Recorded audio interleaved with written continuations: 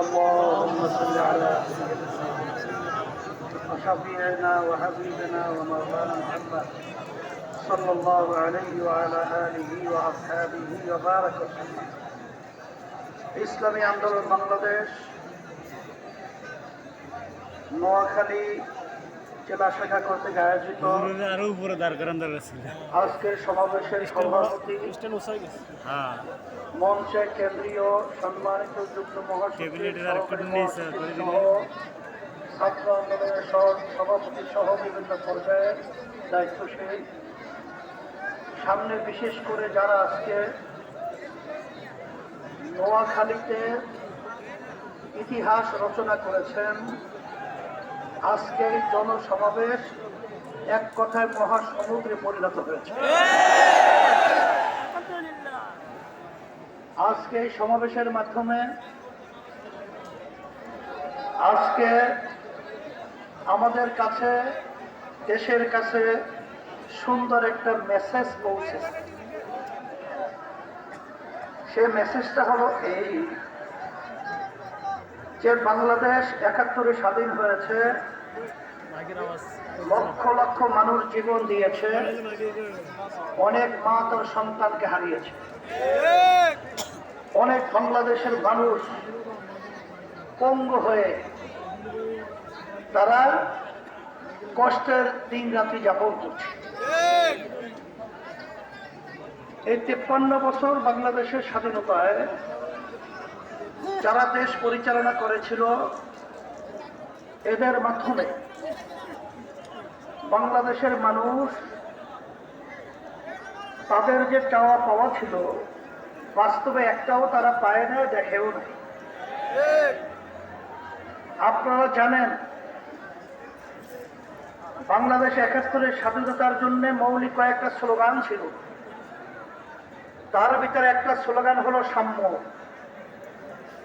আর একটা স্লোগান হলো মানবিক মর্যাদা, আর একটা মূল নীতি ছিল ন্যায় বিচার প্রতিষ্ঠা। কিন্তু আসলে বাস্তবে আমরা এটা শুধু শুনছি, স্লোগানই সীমাবদ্ধ রয়েছে, কিন্তু বাস্তবে আমরা দেখতে পাই নাই।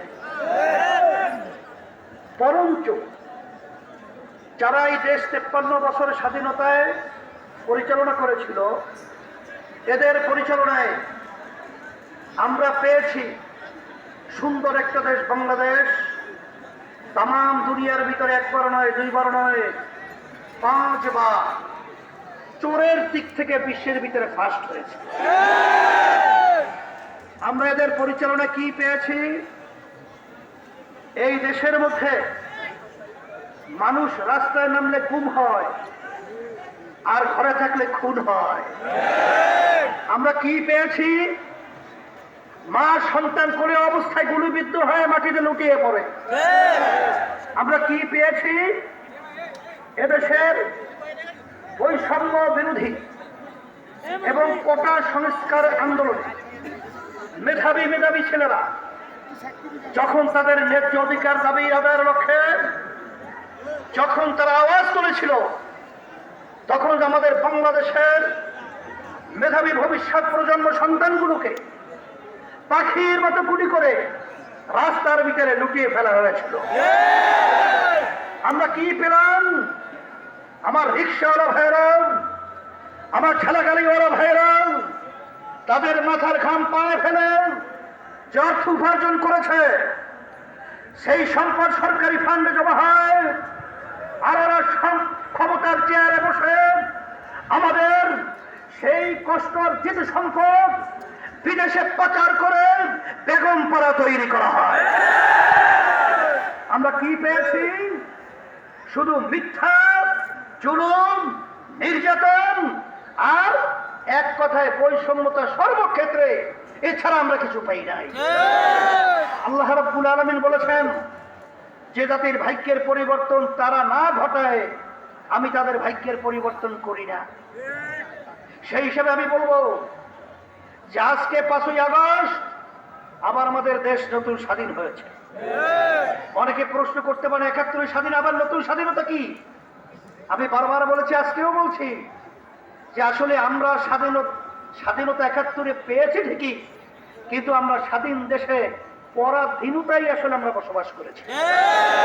5ই আগস্ট আমাদের দেশ স্বাধীন হয়েছে, আজকে আমরা স্বাধীনভাবে কথা বলতে পারছি, আজকে স্বাধীনভাবে জনসভা করতে পারছি, আজকে সবাই ন্যায্য অধিকারের কথা বলার সুযোগ পেয়েছে।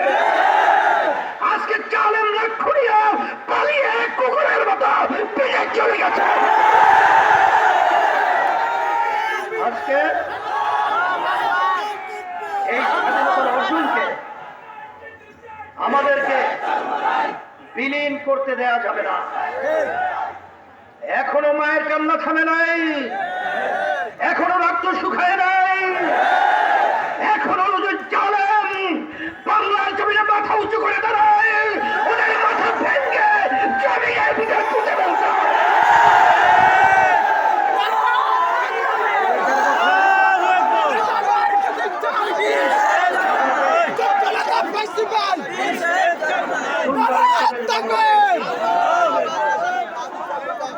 আমি জালেমদেরকে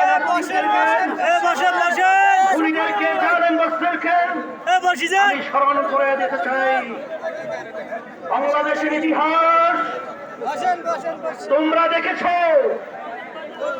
তোমরা গুলি করে পাখির মতো আমার সন্তানদেরকে মারবে, আর আমরা নিষ্ঠুর চোখে দেখব। শুধু তাই নয়, আমরা আমরা আমাদের বুকটাকে তুলিয়ে ওদের পাশে দাঁড়িয়েছিলাম।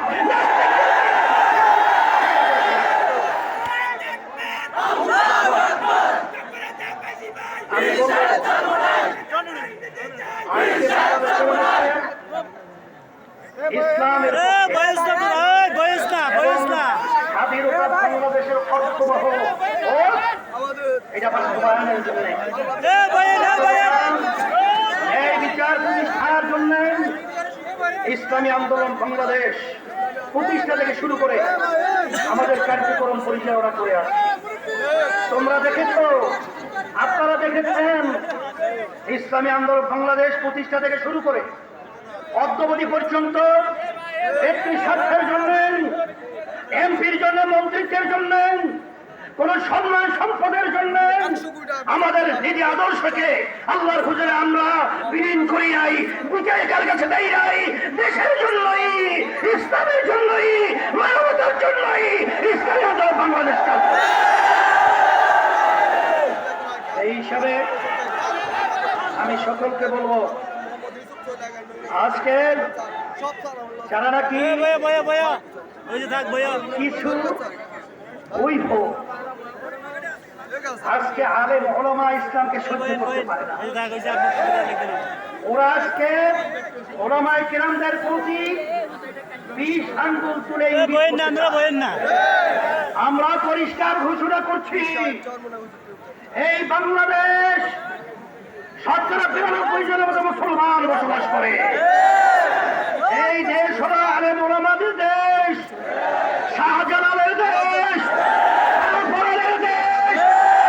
এই দেশের নাস্তিকদের পিস্তা ওদের আঙ্গুল ভেঙে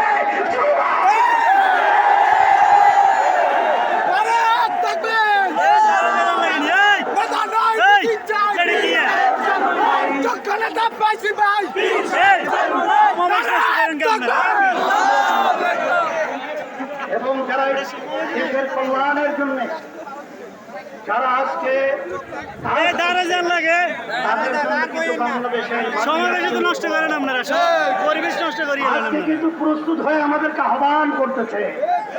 সেজন্য পরিবেশ নষ্ট করি একবারে তারা যাই রে মাঠ চুনবার রয়েছে, সেখানে যদি আমরা এই ছাড়ি না করি, ফসল সুন্দর ফলাবার জন্য না করি, তাহলে তো সেই নাস্তিকের দলেরা এবং দেশদ্রোহী দালালেরা আবার আমাদের দেশকে বিলীন করবে, টিকিয়ে দেবে, অন্য দেশের কাছে ইজারা দিবে। আমাদের সম্পত্তি আমাদেরকে পাহারা দিতে হবে, আমাদের দেশকে আমাদের রক্ষা করতে হবে, আমাদের ইসলাম ইজ্জতকে রক্ষা করতে হবে। এই জন্য আমাদের কি করতে হবে? ব্যক্তি পর্যায়ে, সামাজিক পর্যায়ে আমাদের সমাবেশের দাওয়াত পরিবেশটা নষ্ট হয়ে পৌঁছিয়ে গেছে, একবার আমার ব্যাগে একটা দাঁড়ায়। পরিবেশ তৈরি করা, দেখেনি। আর সাথে সাথে আমাদের যুগ্ম সম্মানিত মহাসচিব বলেছেন আমরা চাইতেছি ইসলামের পক্ষে যেন একটা বাক্স দেওয়া যায়, সেই প্রচেষ্টা আলহামদুলিল্লাহ আমরা করতেছি, দোয়াও চাইতেছি। আল্লাহ যেন ইসলামের পক্ষে, দেশের পক্ষে, মানবতার পক্ষে, ন্যায় বিচারের পক্ষে বিজয় দান করেন। রব্বানা আতিনা ফিদ দুনিয়া হাসানাহ ওয়া ফিল আখিরাতি হাসানাহ।